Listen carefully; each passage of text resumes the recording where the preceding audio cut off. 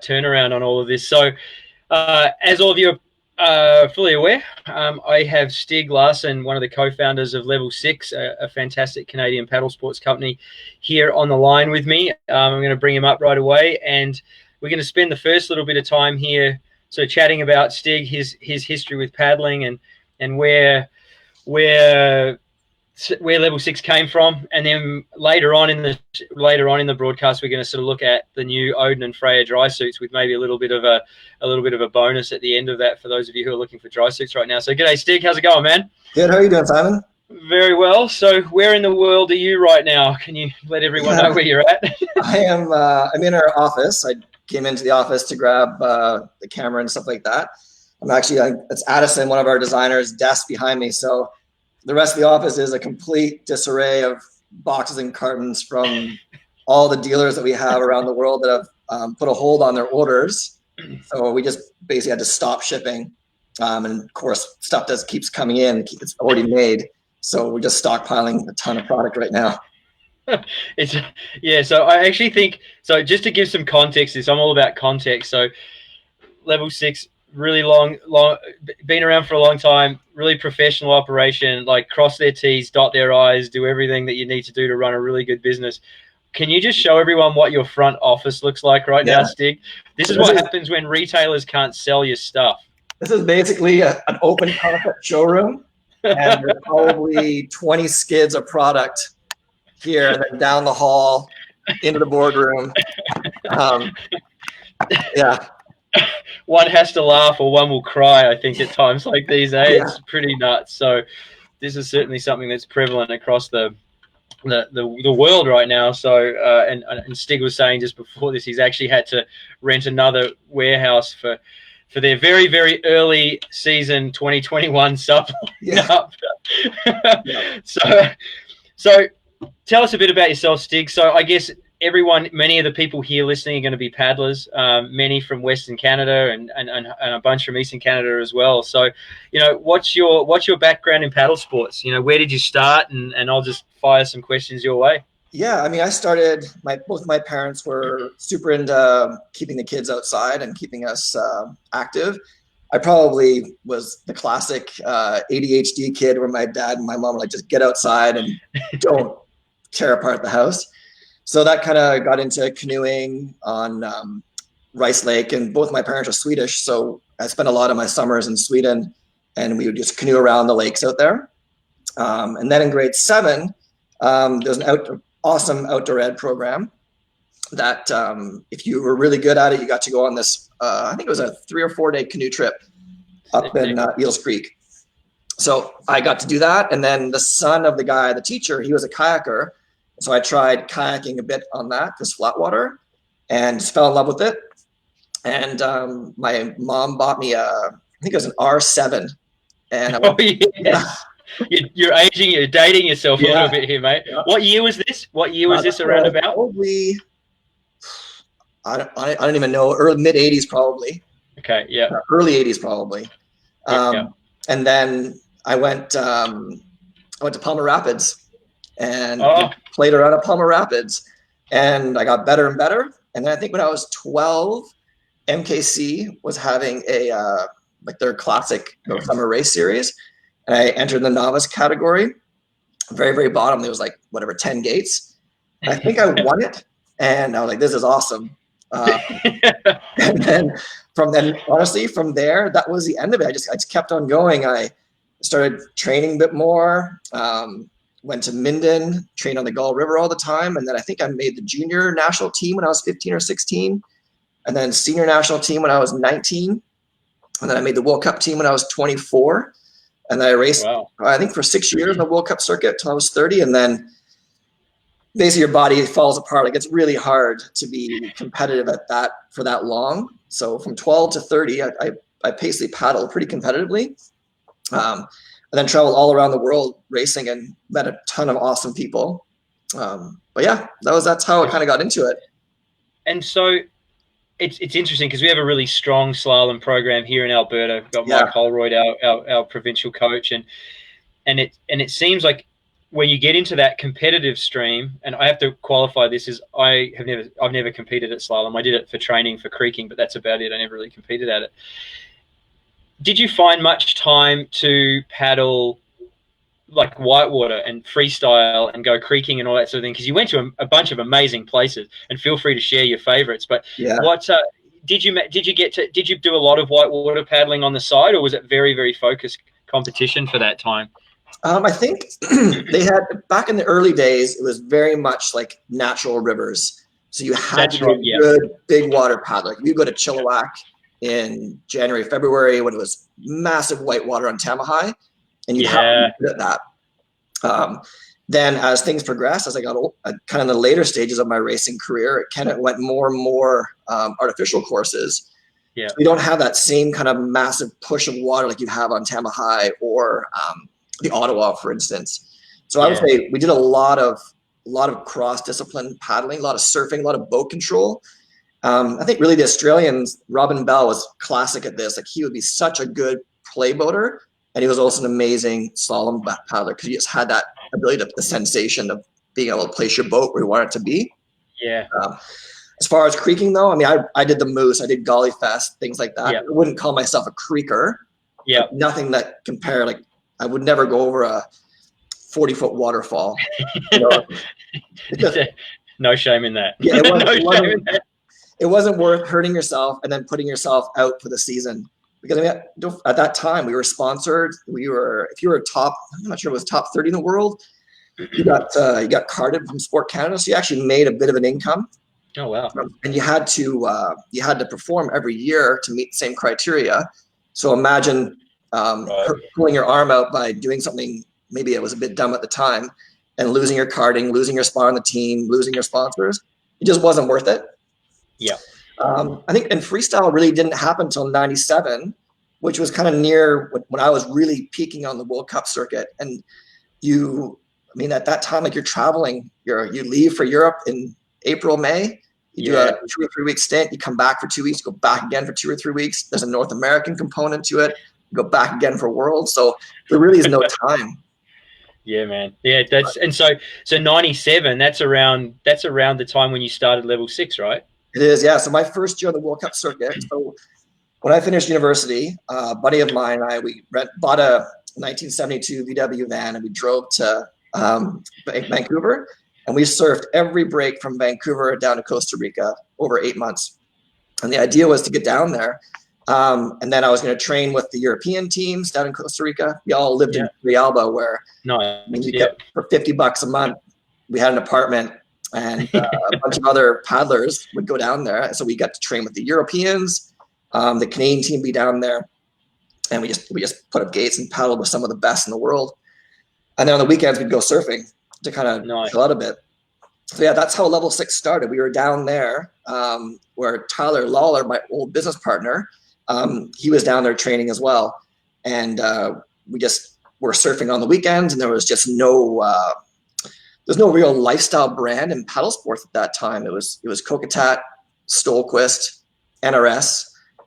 Those companies were a lot different than what they are now. Like, Kokatat it was mango yellow or mango orange were your options, right? That's right. Yeah, that's right. And NRS was really like a rafting brand. And so we started designing board shorts because we enjoyed that surf culture. We wanted to bring that into paddle sports. And then we came back from Costa Rica and tried out for team trials, made the World Cup team, and then went over to Europe. And my first World Cup was freaking Bourg Saint-Maurice in France. And it was before they did the renovations on it. And it was like the inauguration to racing that I'll never forget. I remember I was like the new kid on the team. A lot of the team members back then were from BC, training at Tamahai. So Tamahai is huge in the big volume, right? Yeah, massive volume. And here I am coming from the pump house in a bit of Ottawa River, where it's forgiving. And you're going to Bourg Saint-Maurice, which is like the most ridiculous class 4 or 5 whitewater they've ever seen, and it was in flood. I remember going there. I remember going there and watching. There's an Italian C1er who was his nickname was Lug Baloney, and he was like one of the top 10 in the world. And I watched him almost freaking die. in training. In training? Yeah, he went over upside down on his drop, and he was stuck in his boat, and the Italians had to jump in, flip him over, and resuscitate the dude in his boat. And here I am, like 24-year-old guy going, what the hell? So, yeah, it was crazy. But I mean, what an experience. And then it kind of got me into it. And then after that, then I kept making the World Cup team, and I kept training. I met some incredible people around the world, and some even in the Canadian team, like Jamie Cartwright. We're still friends to this day. So he actually married my wife's best friend. So Jamie was in Ottawa. We were training together. He came to Ottawa, and we lived together for a bit. And he ended up meeting his wife now. That was my wife's. Was my wife at the time, but her best friend. So it was kind of funny. There you go. It's a small world, eh? Yeah, it's a small world. So when you're in Costa Rica, what rivers were you on? Were you training on the Pequivae or on the Paguari or the Sarapiquí? And the Reventazon. So because it was before the dam. That's right. So we were there as they were starting to dam it. Oh wow! Well, that's a magnificent piece of whitewater. Before the dam, it was amazing. Imagine if you ever paddled the Reventazon, you crossed over that bridge, and the slalom site was right there. There was a family that had the raft takeout right there. So that's right, because I used to raft it. That's right. Yeah. So I arrived there, and our VW was like, it was a dual carburetor, broke down like every 500 kilometers. Like, it was brutal. So we parked it in Turrialba, and I pitched a tent at this guy's house, and I slept in his backyard, and he let me. So I lived there on the river for, I think, 6 weeks before the Canadian team came down. So good, eh? Yeah, it's so good. Funny some days when you're sitting in your office and you're plowing through paperwork and dealing with financial crises and stuff like that. You're like, to be back there again. Oh yeah. I actually I worked in Costa Rica for a couple of seasons. I worked in La Fortuna on the Rio Toro and the Sarapiquí. Yeah. And so I took a break and actually did a 6-week or 7-week. I walked from Jaco, Playa Jaco, all the way up to the top. I just walked along the beach, hitched rides, caught buses, slept in my surfboard bag. Awesome. I buried my passport and all my valuables and that at the campsite in Jaco. Yeah. Like, I buried them because I didn't want to get them stolen. So then went and then came back and booked the same site and picked them up and carried on. I love that place, man. It's got such a soft spot for Costa Rica. It's amazing. Yeah. So you talked a little bit about, it's great. I love getting some color in the background, the history of how you wound up at level 6, because it's one of those strange things that the further you get from that stage in your life, the harder it is to kind of marry the two together, and it's harder for people to understand. So you're obviously quite passionate about that time in your life. That was really fantastic. Thanks. Yeah, it was pretty fun. And so it started as a board short company, obviously going up against Rip Curl and Quicksilver. So there's some pretty big shoes to fill there to get into that market. Like, now it's obviously evolved from that, obviously very small thing, to quite a big and very successful Canadian brand.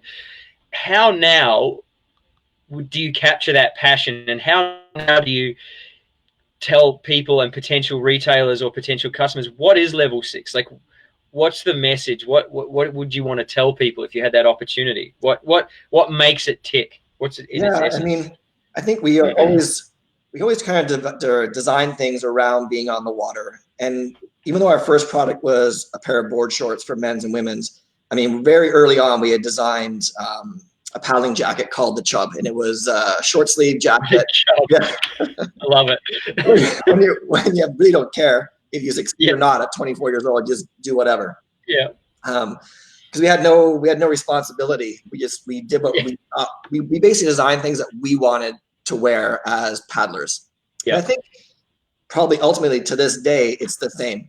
It's what do we want to wear as paddlers, and most of our offices are paddlers or hardcore outdoor enthusiasts. Yeah. So level 6 originally it was a water sports apparel brand with some very entry level lightweight paddling gear pieces.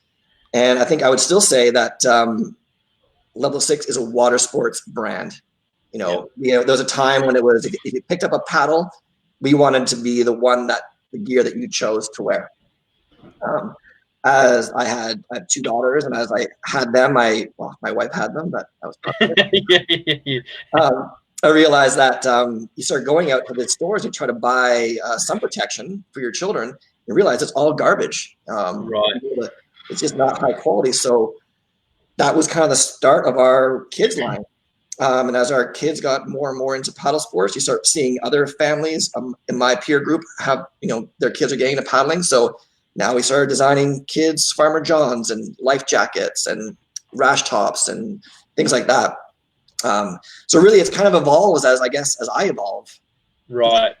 Yeah, it's an extension of yourself, right? Yeah, that brand kind of evolves as I evolve, and I luckily have got a lot of people around me here at the office that can either temper or feed fuel to those ideas, and then it continues to grow as a brand. But for sure, Level 6 is a water sports brand. Everything from lycra neoprene swimwear for being on your paddleboard, and to a full-on dry suit for running class 5-6 whitewater. Yeah, it's like it's sort of an inventive progression, right? It's hard for a brand, I think, and it's hard for a bit like a retailer as well. You start at this size and you kind of have this vision for it, and then you realize that you can't sustain at that size. You either have to plateau, and plateau is the opposite of growth, right? And so then you build a little bit on, and you build a little bit on, and you guys seem to do it quite intelligently now. I feel like we've gone through the stages, and I'm sure you have as well, where the growth it's just like a patchwork of like, oh, we're going to do this and we're going to do that and we're going to do this, and then you realize that kind of messes something up down the line. And so it seems to me that you guys are very inventive, but you do it in a smart way. Antoine here asks, where does the name Level 6 come from? I don't know that either, so I'm really stoked to figure that out. This is the true story on how Level 6 started. Okay. So we were on a weekend break. We were at Puerto Limo down in on the Caribbean side. Yeah. And there's a bunch of slalom paddlers. My future business partner, Tyler Lawler at the time. We all went surfing on that weekend, and Tyler, we were living in like squalor. Okay.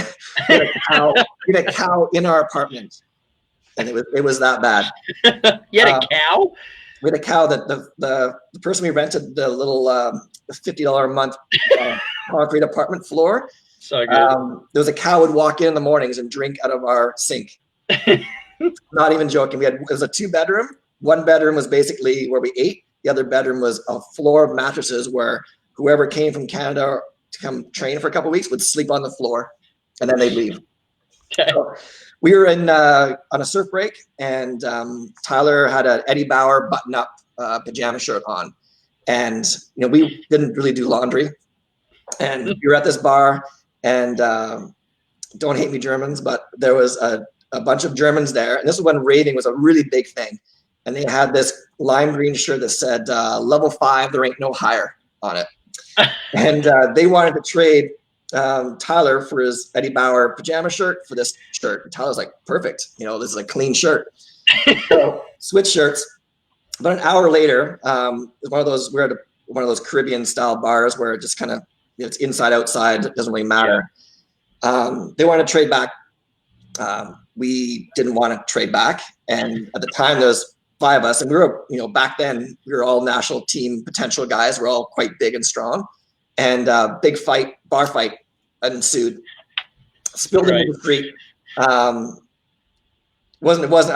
It's not pretty now looking back, but anyway, luckily we won. Right, this is awesome. Yeah, so we won, and we won, and we love it. So at the breakfast cafe in that town, the surf break was right out front. And luckily, we were also much better surfers than the Germans. So we would surf in front of them, and they were all kind of licking their wounds at this coffee shop. And we'd surf by going, Level 6, man, one up from you. And for some reason, I don't know, just childish, stupid, drunk humor, Level 6 became kind of the catchphrase that entire trip about when you really did something awesome. You caught the best wave or had a wicked training session.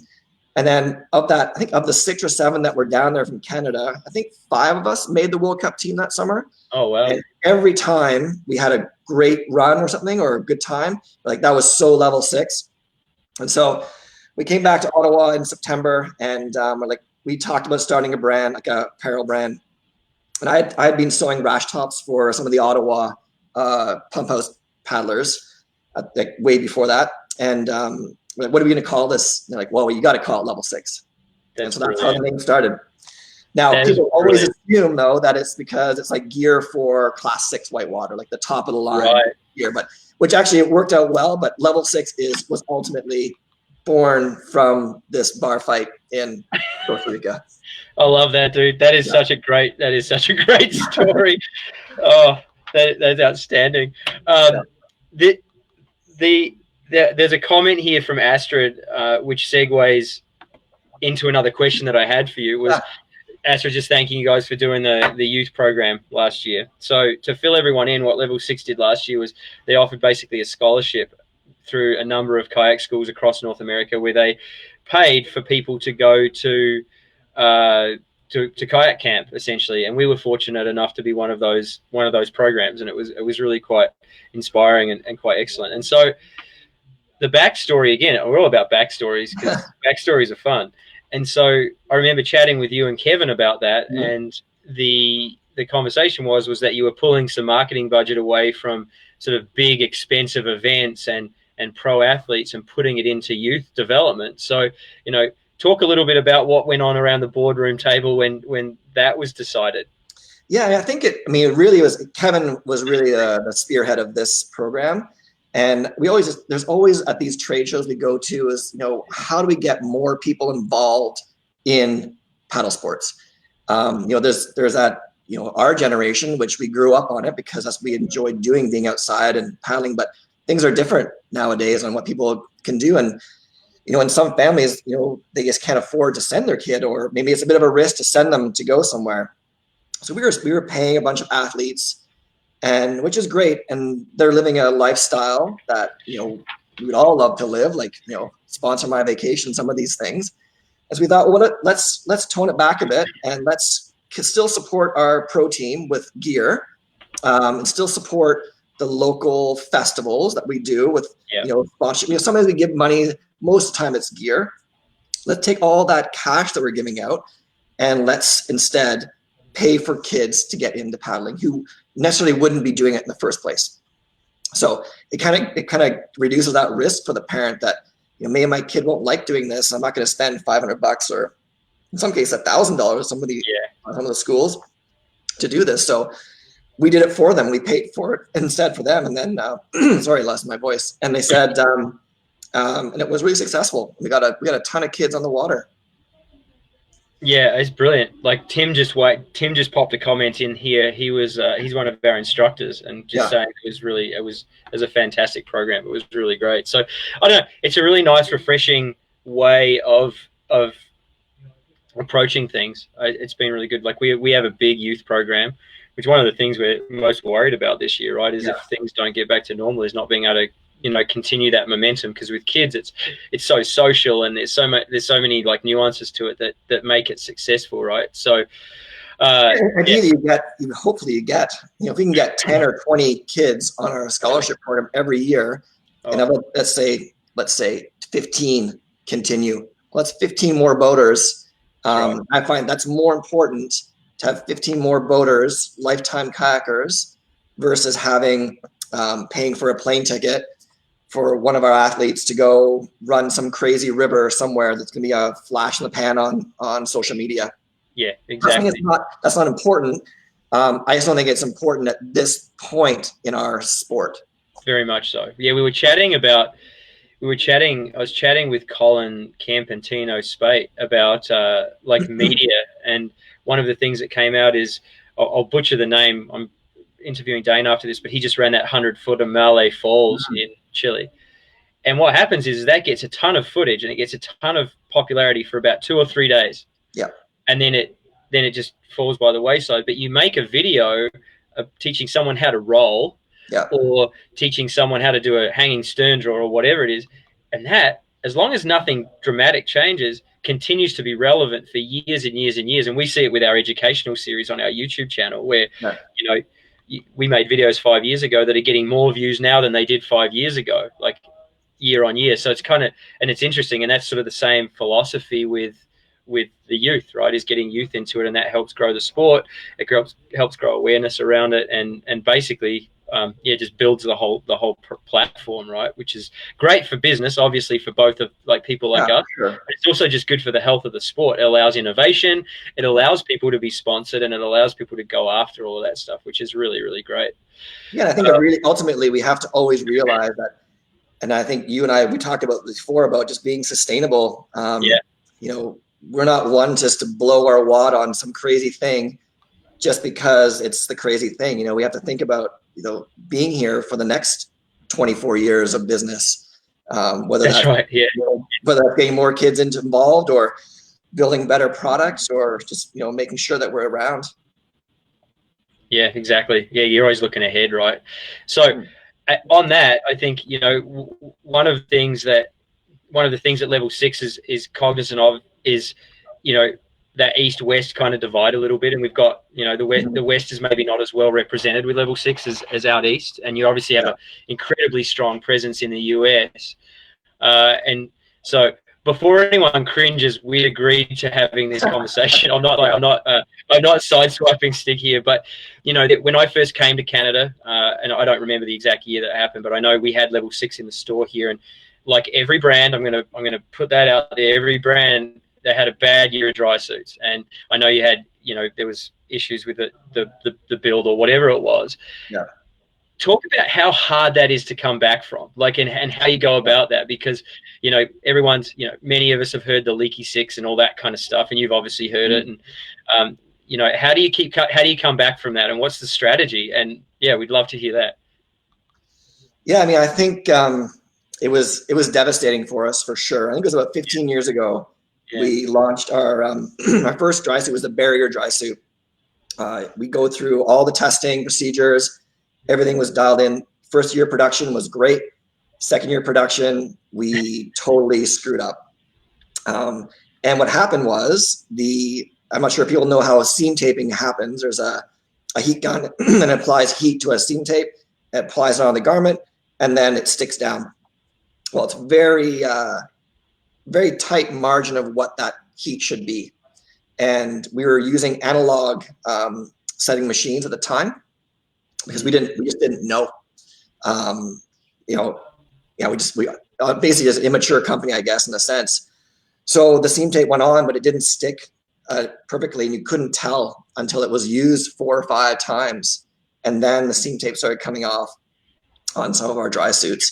Wasn't the whole run, because our production run was done on 4 or 5 different lines, but right. Of those, more than half of the machines weren't calibrated properly. So here we have $250,000 worth of dry suits that are falling apart, and a company, Level 6 was a lot smaller back then, and $250,000 was a ton of money for us, and we were devastated. So we tried to fix as much as we could, couldn't keep up with it, and we earned that nickname. Stuff happens, I mean, even was it 2 years ago when all the sweet dry suits fell apart? It's like even the best, it happens. Lessons learned for sure. I mean, I wish if I could take it all back, I wish I would have done things differently. I feel that we alienated our core base over one product of the 300 that we were making. One product earned us that nickname, and I know it's brutal, eh? Sucks.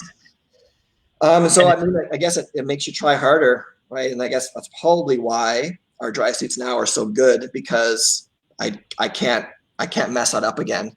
You can't come back from that twice. You get one kind of get out of jail free card, maybe. We probably didn't get it because, like you said, we are strong in the US, we're strong in Eastern Canada, not strong in Western Canada. Canadians are very weird, and it's kind of the Canada Goose thing where Canadians don't believe you're a good brand until someone outside of Canada tells you it's a good brand. Canada went out of business in the 70s until they were super strong in Europe. People came back and go, hey, I can't believe Canada Goose is so strong in France and Norway. It must be a good brand. And that's what we're seeing now, is that as we're super strong in Europe and the US, now Canadians are going, oh, wow, I guess Level 6 is good. but we're a weird country. You know, Canadians, we're so self-deprecating. You know, we don't think that we're good enough. And I know I feel the same way. I don't think I'm good enough to play sometimes in the big arena. But then you realize that, you know what, you are good. Well, not me personally, but I mean, the brand is good, you know? The team, right? Like, it's cool. And it's such a struggle, you know, it's like one item, you know, and we've just started bringing the dry suits back in this year, and that's 12 or 13 years, right?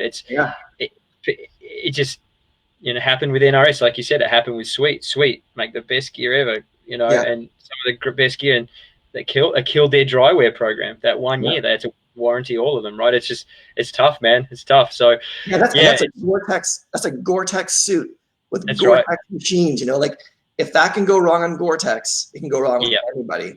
But those are lessons we learned, and you know, since then we bought Gore-Tex taping machines. We buy our tape is from Gore in Japan. So all this stuff we put into our quality control. And like I said, 15 years ago, we just didn't know. We didn't have the resources to know, but now we do.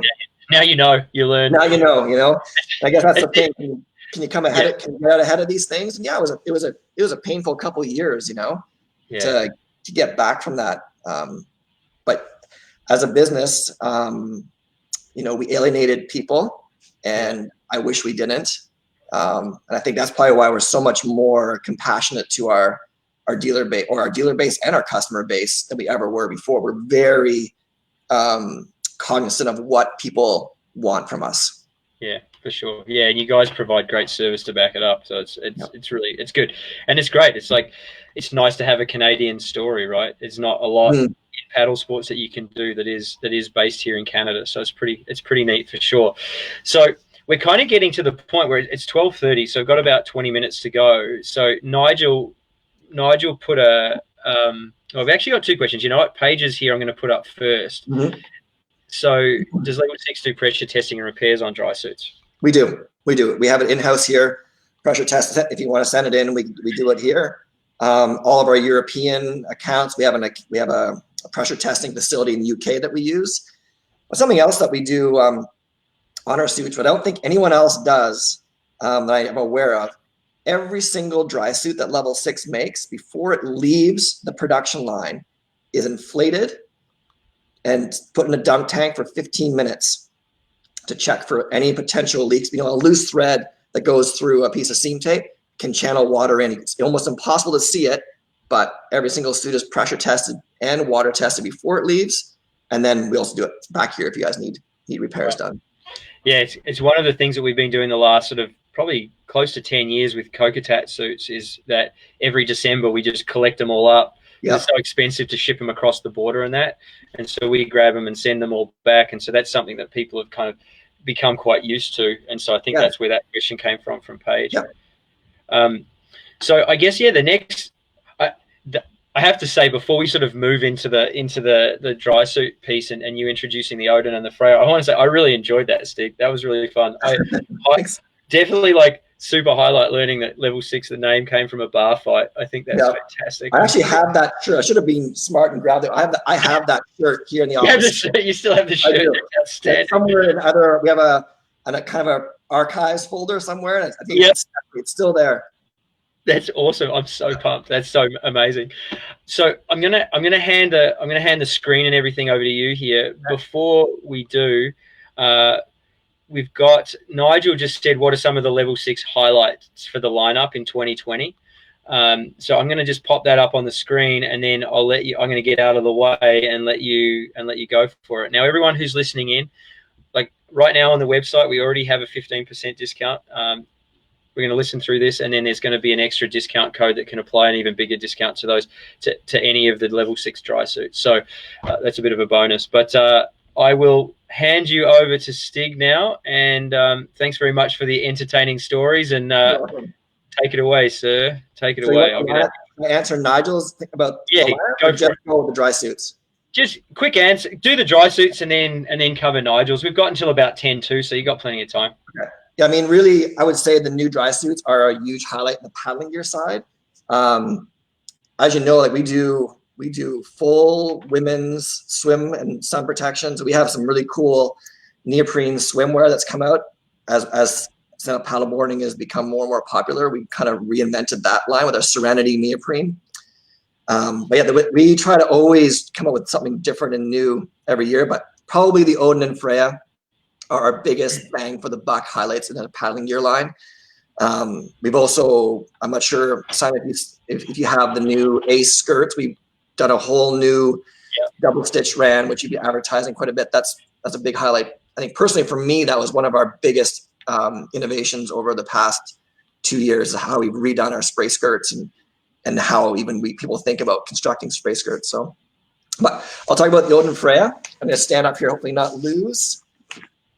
You'll see.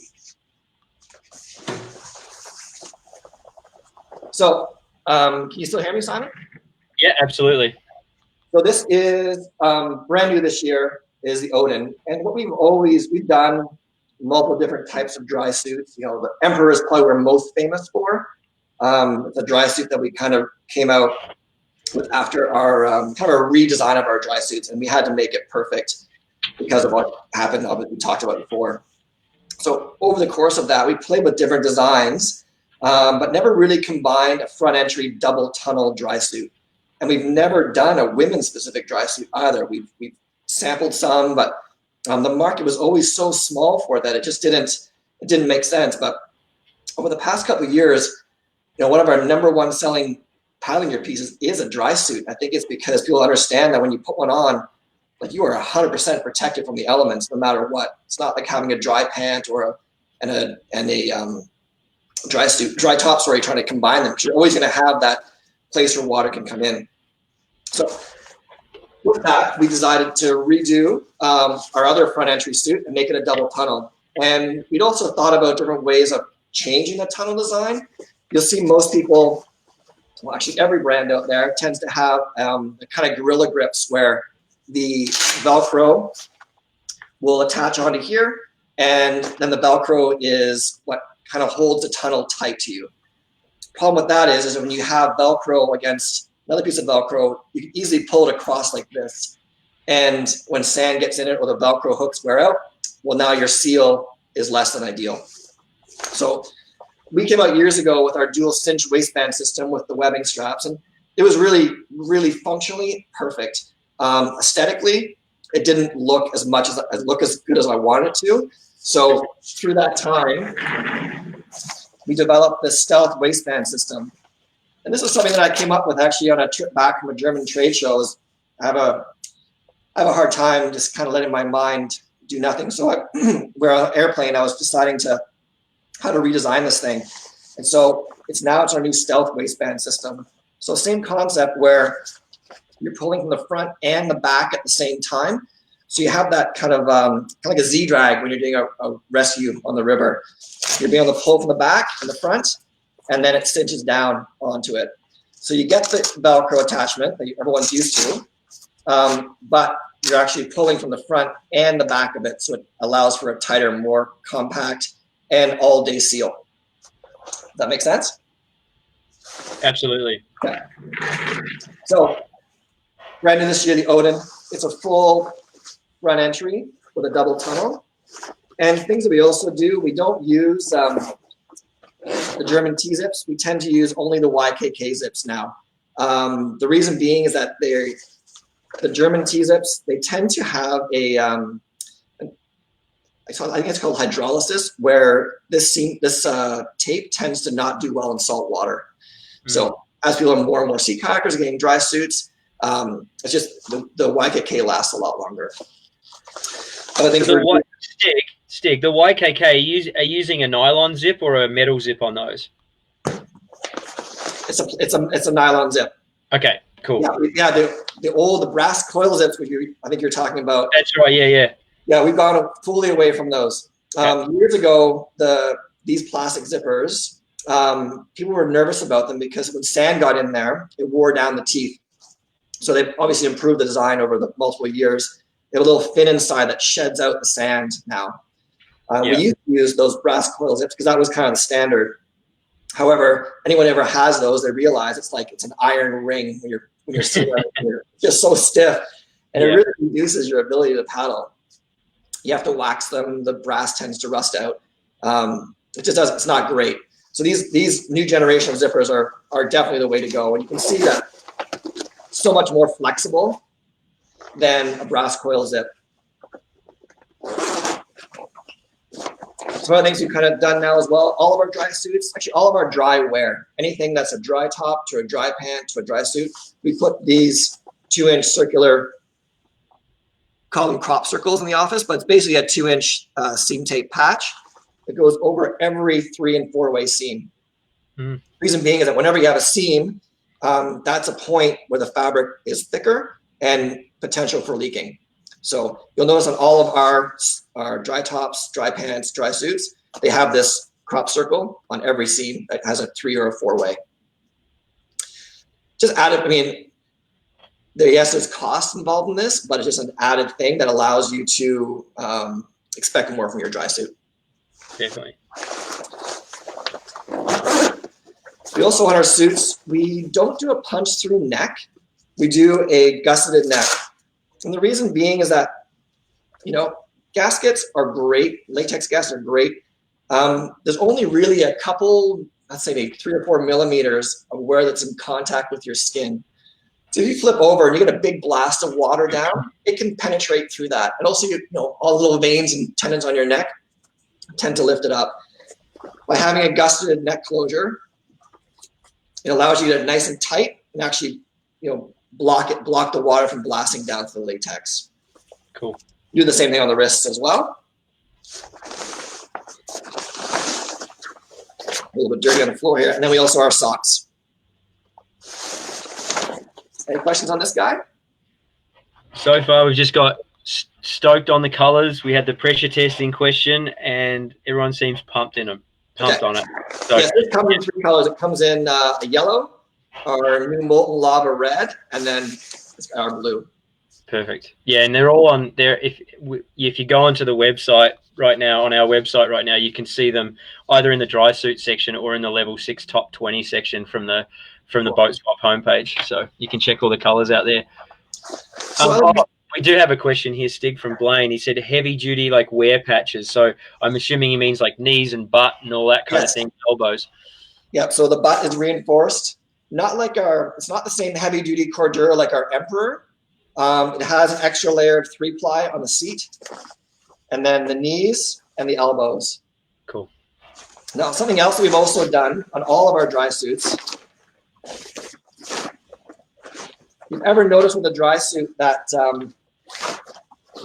every dry suit on the market right now is made to be used standing up because the center front, and the center back lengths are the same. The problem is that when you sit down in a dry suit, well, then it rides up your butt. So what we did on all of our dry suits, we actually made the back of the suit 6 inches longer than the front.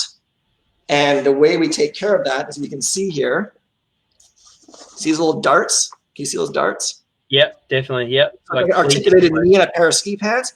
We have articulated spine on all of our dry suits. So it's meant to hold the back up. And then when you sit in your boat, you have all the extra length along your back. So these suits are designed to be sitting down.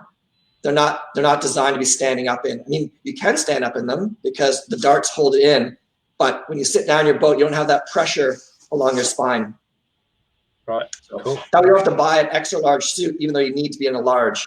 So you can minimize all the extra bulk. And I think that was one of the things that Level 6 has always been good at. We've always been really good at kind of tailoring our garments. You know, yeah, it's a piece of gear, but it's ultimately a garment that you're wearing. And once you separate gear from garment, you realize it also has a fit and function are equally important. For sure. There's a couple of questions here. I put one up. What's the difference between the Odin's heavy duty fabric and the Emperor's? So the Odin's heavy duty fabric is based on this double layer of the same fabric the garment's made from. It's a 3-ply water breathable fabric. The Emperor, I can grab one. I'll be right back. I'll grab an Emperor. Okay. Karen, I see your comment there around the sizing. If you're still listening, it's probably easier for us to discuss that with you like over the phone. Sorry, I'm just answering a question here, Stig. So I would think you probably need the medium, but we could talk through that based on your inseam and a couple of other bits and pieces. So maybe just reach out to us over phone or just a private message, and we can answer that. Karen, thanks for that. Go for it, mate. Thanks, Stig.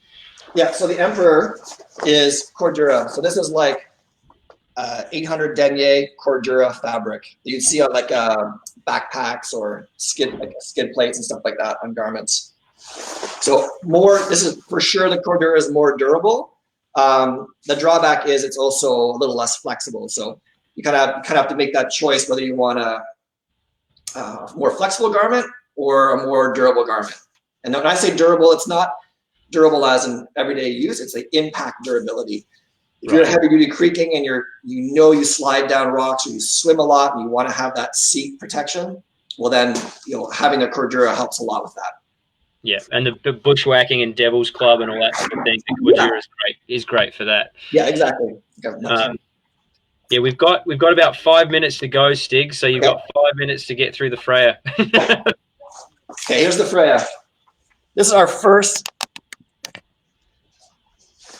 I would say mass production women's dry suit. Like I said, we've made them before. We've sampled them out to some athletes. We've never really committed to a production run.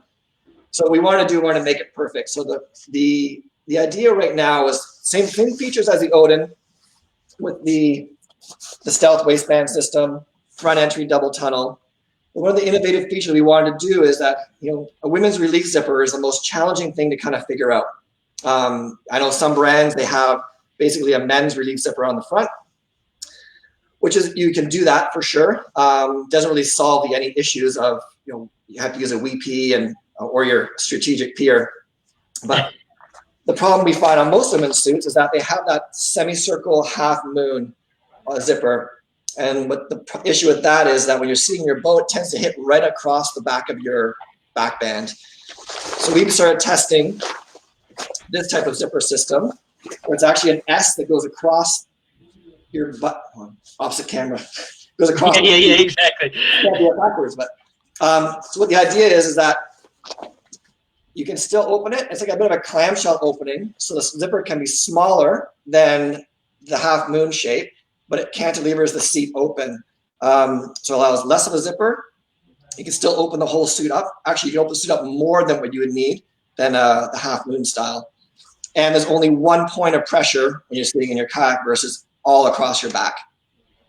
So that was a new thing for us. All of our new suits as well have a belt system on the front, which, as you can imagine, it just allows for a ton of different body shapes. Because with a dry suit, you have height, width, shoe size, like so many variables to get into one size for like a medium for somebody. So allowing to have the belt on the bottom, you can actually cut your waist in. And then the articulated spine allows you to size a bit more naturally to what we'd wear if you're a bit taller person. Perfect. Yeah, and that was the relief zip on that was the thing that kind of caught Tom's eye. Tom makes all of the buying decisions here. I have virtually zero input into it, and it's really hard to impress Tom, and he really seemed to think that was a really good design for sure. Zip up there. Yeah. We showed this to a bunch of our dealers at the German trade show in Paddle Expo last year. Yep. Like, what are you guys doing? Like, how does that work? I'm like, well, try it. And when you try it, you realize, wow, that makes a whole lot of sense. Yeah, definitely. Paige just asked, does the women's have the longer back as well, like the men's? They do. Yeah. Has the same articulated spine on the women's one. All of our dry suits have that. That was something that we did, I think 5 or 6 years ago. I mean, I'm 6'3". I should be a level 6 large. Maybe now with all the social distancing and my eating habits changed. But I would have to wear an extra large because of my height. But now a large fits me because of the height difference. I also don't like bulky stuff. I like things with less fabric waste and less bulk when you're paddling. I guess my slalom days, like, you're always just so like it's just skin to win as much as possible. So I don't like that restriction of paddling. Perfect. My wife just chimed in and she's like, I think I need one of those dry suits, babe. So, sold. She's been rocking the front P-zip for the longest time. So yeah. Well, Stig, we're out of time. Okay. I'm really grateful for you taking this time right now, and I'm grateful for all of your advice and sagely wisdom over the years. It's greatly appreciated. And so, for everyone who is interested, I'm just going to pop a little discount code on the screen here. So if you use that when you check out until midnight tomorrow night, that will give you an extra 10% off the already discounted price. So it's a scream of a deal, man. It's crazy. So you can also call in if you have questions. We've got Tom and Brian, Jocelyn and Maddie on the phones downstairs, and they'd be more than happy to chat and answer any questions that you have. And yeah, man, thanks so much for your time. We're going to transition across to, I just saw Dane checking in, so we kick off in about 10 minutes for that. And yeah, man, thanks for your time. Have a fantastic weekend, and we will stay in touch. Yeah, thank you, Simon. Thanks, everybody. Thanks, mate. Take it easy. Yeah, bye. bye.